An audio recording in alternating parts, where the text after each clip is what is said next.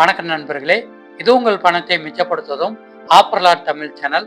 நம்ம வீட்டுக்கு தேவையான புதிய பொருட்களை எப்படி விலைக்குறைவா வாங்குறது புத்திசாலித்தனமோ, அதே மாதிரி நம்ம வீட்டில் இருக்கிற தேவையில்லாத பழைய பொருட்களை நல்ல விலைக்கு விற்கிறதும் புத்திசாலித்தனம் தாங்க. இந்த போட்டோவில் இருக்கிற மாதிரி பழைய பொருட்கள் உங்கள் வீட்டில் இருந்துச்சுன்னா அதை எப்படி லாபமாக விற்கலாம் அப்படிங்கிற 5 டிப்ஸ் இந்த வீடியோவோட கடைசியில் வருது. வீடியோவினுடைய ஆரம்பத்தில் இன்னைக்கு பழைய பொருட்கள்லாம் என்ன விலைக்கு விற்க முடியும் அப்படிங்கிற ரகசியத்தை முதல் தெரிஞ்சுக்கலாம். ஃபர்ஸ்ட், உயர் மதிப்பு இருக்கிற உலோகங்கள் மற்றும் இரும்போட விலை எவ்வளோ இருக்குன்னு பார்த்துருவோம். இன்னைக்கு பழைய காப்பர் அதாங்க செம்பு ஒரு கிலோ வந்து 1180 ரூபாய்க்கு விற்பனை ஆகுது. பித்தளை ஒரு கிலோ 775 ரூபாய்க்கு விற்க முடியும். அலுமினியம் ஒரு கிலோ 235 ரூபாய்க்கு விற்க முடியும். பழைய எவர் சில்வர் மற்றும் ஸ்டீல் வந்து ஒரு கிலோ 50 ரூபாய்க்கு விற்க முடியுங்க. பழைய இரும்பு ஒரு கிலோ 29 ரூபாய்க்கு விற்பனை ஆகுது. தகரம் ஒரு கிலோ 22 ரூபாய்க்கு இன்னைக்கு விற்க முடியுங்க. அடுத்ததா பேப்பர், அட்டைகள், புத்தக வகைகள்லாம் எவ்வளவு விலைக்கு விற்க முடியும்னு பார்த்துடலாம். பழைய நோட்டு புக் வந்து ஒரு கிலோ 17 ரூபாய்க்கு விற்க முடியும். அட்டைப்பெட்டி ஒரு கிலோ 12 ரூபாய்க்கு விற்பனை ஆகுது. பழைய இங்கிலீஷ் பேப்பர் வந்து ஒரு கிலோ 22 ரூபாய்க்கு நம்மளால விற்க முடியும். தமிழ் பேப்பர் வந்து ஒரு கிலோ 20 ரூபாய்க்கு விற்கலாங்க. நம்ம வீட்டில் கிடக்கிற தேவையில்லாத பேப்பர் எல்லாம் ஒரு கிலோ 12 ரூபாய்க்கு விற்க முடியுங்க. அடுத்ததா பிளாஸ்டிக் மற்றும் மற்ற பொருட்களோட விலைகள் எவ்வளவு இருக்குன்னு பார்த்துடலாம். இன்னைக்கு பழைய பிளாஸ்டிக் ஒரு கிலோ 21 ரூபாய்க்கு விற்பனை ஆகுது. தேங்காய் ஓடு ஒரு கிலோ 32 ரூபாய்க்கு விற்க முடியும். கார் டியூப் வந்து ஒரு கிலோ 66 ரூபாய்க்கு விற்கலாங்க. பழைய பிளாஸ்டிக் பாட்டில்கள்லாம் ஒரு கிலோ 15 ரூபாய்க்கு நம்மளால விற்க முடியும். பேட்டரி வகைகளோட விலைகள்லாம் எவ்வளவுக்கு விற்க முடியும்னு பார்த்துடலாம். பைக் பேட்டரி ஒரு கிலோ 112 ரூபாய். கார் பேட்டரி ஒரு கிலோ 117 ரூபாய். யூபிஎஸ் பேட்டரி ஒரு கிலோ 85 ரூபாய். இன்வெர்டர் பெரிய பேட்டரி ஒரு கிலோ 800 ரூபாயிலிருந்து 1200 ரூபாய் வரைக்கும் நம்மளால விற்க முடியும்.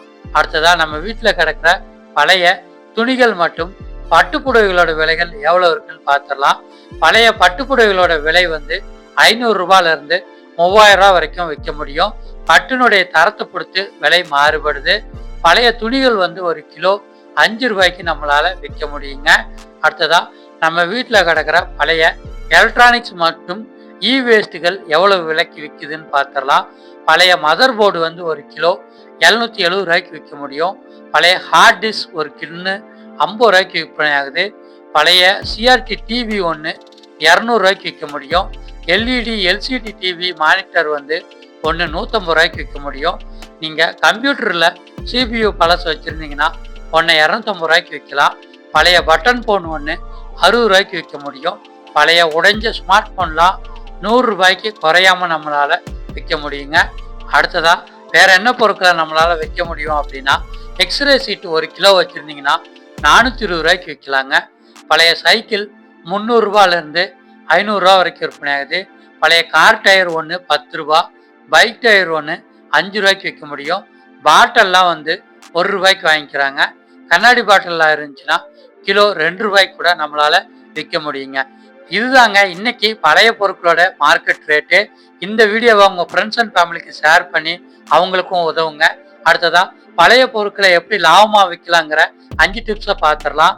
முதல் டிப்ஸ் வந்து பழைய பொருட்களை தகரம் தனியா, இரும்பு தனியா, காப்பர் தனியா, பிளாஸ்டிக் தனியா தரம் பிரித்து விற்கணும். மொத்தமா பழைய பொருட்கள் விற்றீங்கன்னா நஷ்டம்தான். நம்ம சேனலுடைய நோக்கமே விலைக்குறைவான பொருட்களை மக்களிடம் சேர்க்கறது தான். கிச்சனுக்கு தேவையான பொருட்கள் மற்றும் இந்த வெயில் காலத்துக்கு ஜூஸ் போடுறதுக்கு தேவையான பொருட்கள்லாம் நீங்கள் லாபமாக வாங்கணும்னா லிங்க் நான் டிஸ்கிரிப்ஷனில் கொடுத்துருக்கேன். அதை பார்த்து வாங்குங்க, விலைக்குறைவாக கிடைக்கும்.